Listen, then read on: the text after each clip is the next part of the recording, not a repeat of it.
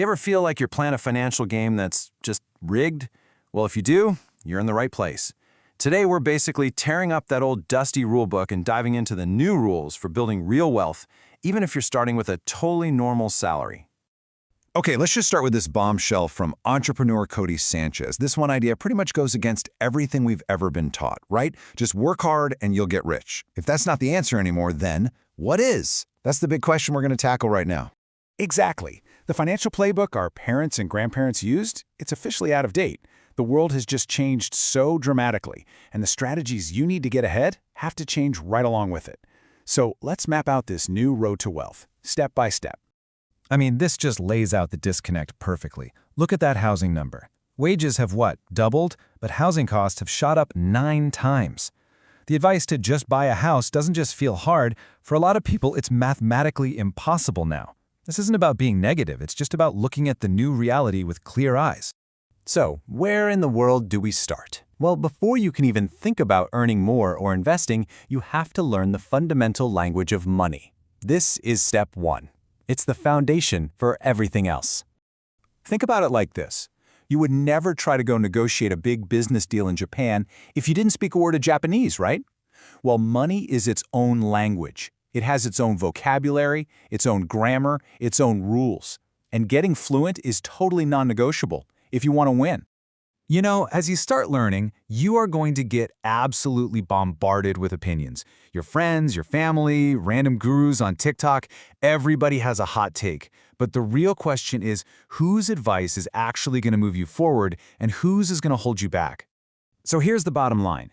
You have to be ruthless about who you listen to. Like investor Ankur Warikoo says, if you don't want their life, don't take their advice. It's that simple.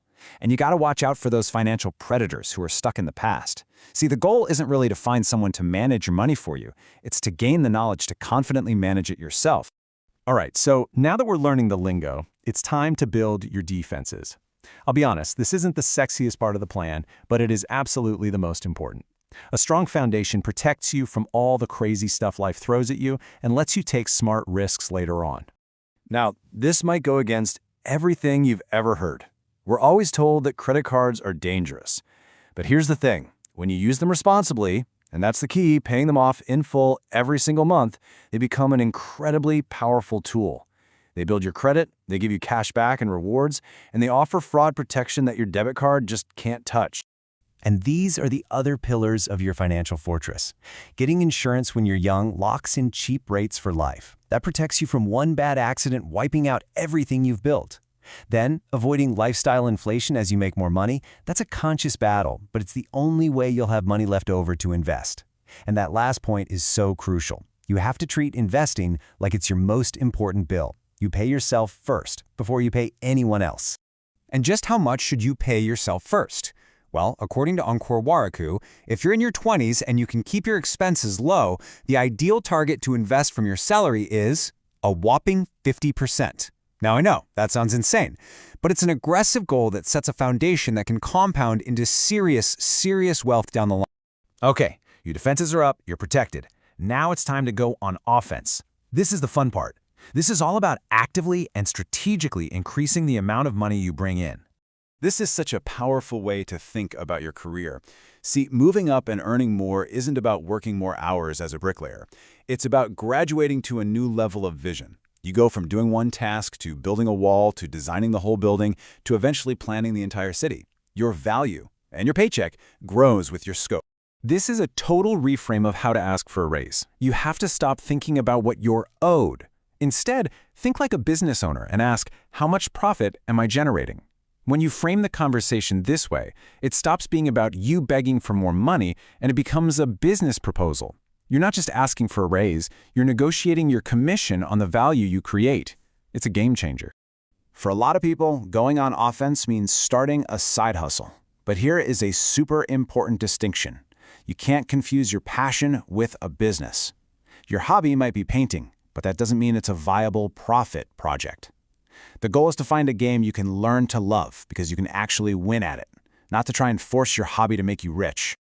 So, you've built your defense, you're on offense, and your income is finally starting to grow. Now we get to the part where the real magic happens. Because true wealth isn't just earned, it's grown. It's about making your money work for you.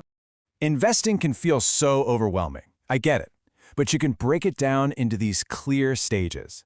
You always start by investing in yourself. Your skills are your greatest asset, period. Then, for most people, the next best step is simple: low-cost, boring, diversified index funds. Only after you've mastered that should you even think about the more advanced stuff, like private deals or buying a whole business. This quote from Naval Ravikant perfectly captures the mindset you need to win. Just grinding away constantly, like a cow grazing in a field. That just leads to burnout. The top performers? They operate like lions. They have intense, focused sprints of high-leverage work, and then they have deliberate periods of rest and recovery.